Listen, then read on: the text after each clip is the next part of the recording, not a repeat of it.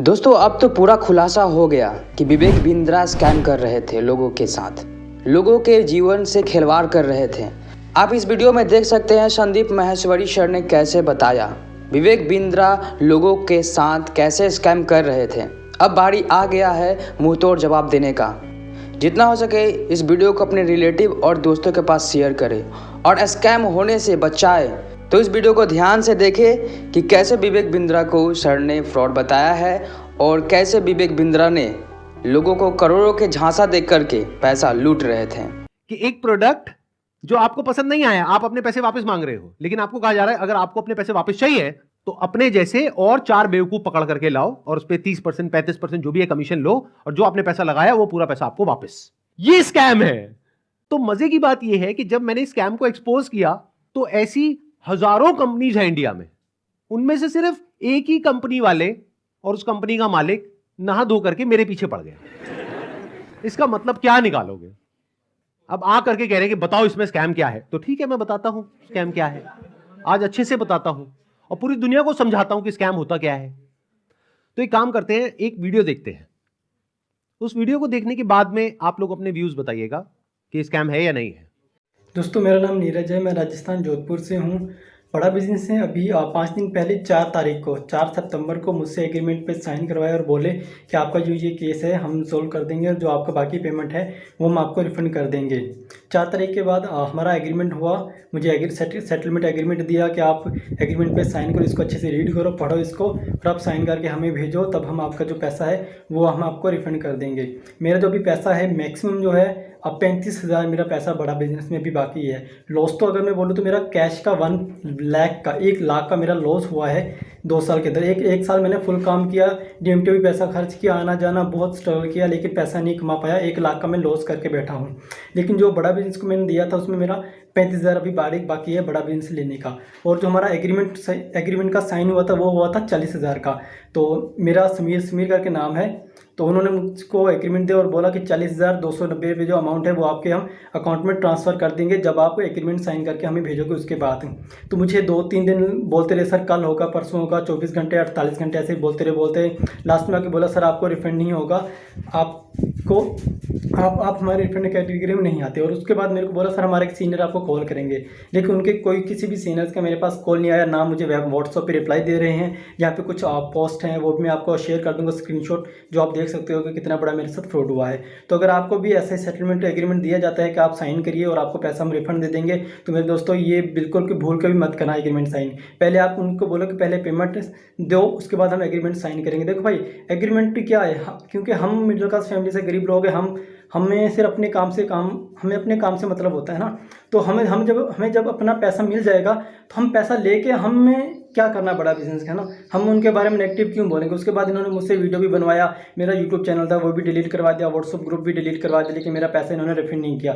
जो उन्होंने बोला मैंने वो किया, लेकिन मेरा पैसा इन्होंने रिफंड नहीं किया है। इसलिए मैं दोबारा सब वीडियो बनाना सोशल मीडिया पर जब तक मेरा पैसा नहीं मिल जाता है मैं तब तक वीडियो बनाता रहूँगा और अपनी लड़ाई में लड़ता रहूँगा। अगर वो मेरी तरफ लीगल एक्शन भी मेरे ऊपर लेंगे तो उसका मेरे को कोई दिक्कत नहीं है, क्योंकि वैसे भी हम बर्बाद हो चुके हैं, हमारा पूरा सब कुछ है जो उजड़ चुका है ना।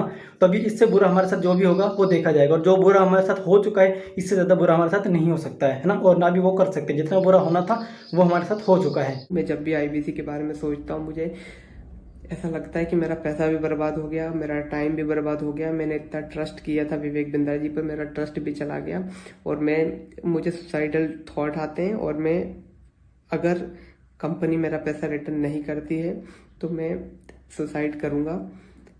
और मैंने 10-12 वीडियो बना करके अलग अलग चैनल पर डाल दिए हैं और शेड्यूल कर दिया है।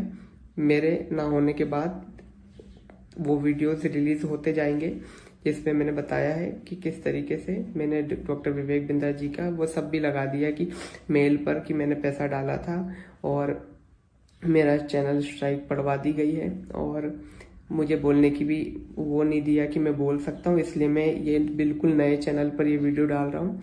और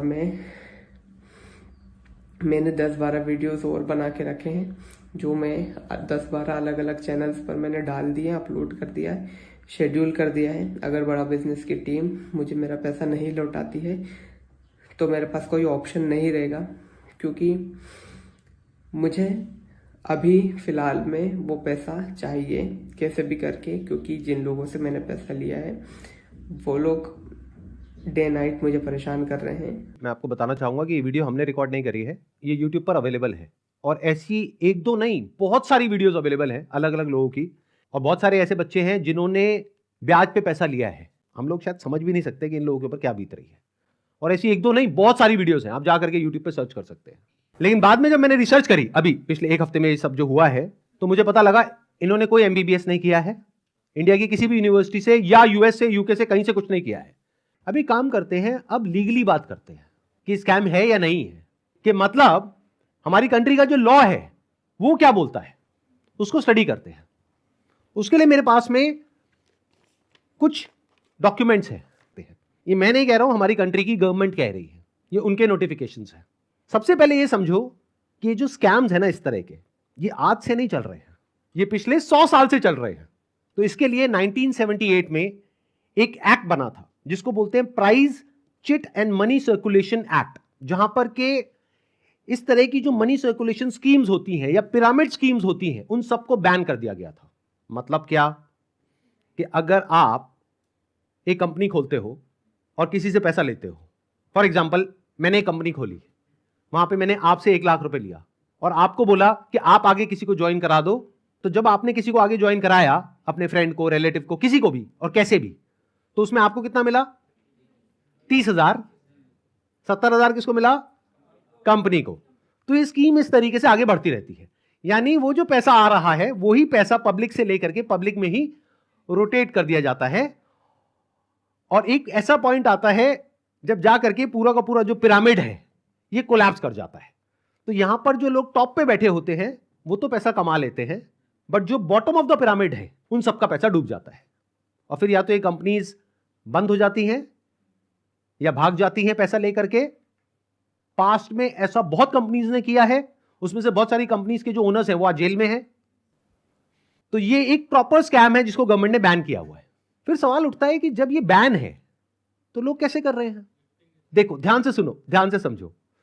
आपसे अगर मैं पैसा लेता हूं और आपको बदले में कुछ नहीं देता हूं तो वो तो इलीगल है। लेकिन मान लो मैंने आपसे पैसा लिया 50,000 रुपए, बदले में आपको एक 50 रुपए का प्रोडक्ट दे दिया, तो क्या वो लीगल है? इलीगल है? हो गया ना कंफ्यूज? तो ये एक लूपहोल है, ये जो लॉ है उसके अंदर, इसको ये लोग यूज कर रहे हैं। मतलब गवर्नमेंट ने क्या कहा कि अगर आप किसी के घर का दरवाजा तोड़ते हो और अंदर जाते हो और चोरी करते हो तो आपको सजा होगी। लेकिन ये लोग क्या बोल रहे हैं कि देखो दरवाजा लिखा है, खिड़की नहीं लिखा है। खिड़की से तो हम जा सकते हैं ना। तो जो कंपनीज जेन्युइन है और जो फेक है उसमें सबसे बड़ा फर्क क्या होता है कि जो प्रोडक्ट है अगर लोग उसकी वजह से ज्वाइन कर रहे हैं और वही एडवर्टाइजिंग में कहा जा रहा है, वही उसका ओनर कह रहा है, तब तो वो जेन्युइन है। मेरे हाथ में ये रिजर्व बैंक ऑफ इंडिया का सर्कुलर है। इसमें क्लियरली RBI ने यानी रिजर्व बैंक ऑफ इंडिया ने कॉशन किया है public against multi level marketing activities. इसमें मैंने कुछ पॉइंट्स को हाईलाइट किया हुआ है, उसको मैं एक बार आपको एक्सप्लेन कर देता हूं। Income under such schemes majorly comes from enrolling more and more members from whom hefty subscription fees are taken rather than from the sale of products they offer। तो ये RBI का कहना है। मतलब देखना ये है क्या वो जो प्रोडक्ट है और सर्विस है उसका जो प्राइस है वो मार्केट से थोड़ा ज्यादा है या बहुत ज्यादा है। ये सिखा रहे हैं 10 दिन का MBA में। कौन सा MBA होता है? मतलब इस हिसाब से IIM और ये जितने टॉप MBA कॉलेजेस हैं उसकी प्रिपरेशन के लिए लोग कोचिंग में जाते हैं, तैयारी करते हैं कैट को क्रैक करने के लिए। उस सबकी तो कोई जरूरत ही नहीं है। तो अब इनको रोकने का क्या तरीका है? एक हैशटैग है, ध्यान से सुन लो इस हैशटैग को, और ये यहां पे आ भी जाएगा नीचे और वीडियो में भी दिख रहा होगा आपको। Hashtag stop Vivek Bindra. रोको इसको भाई।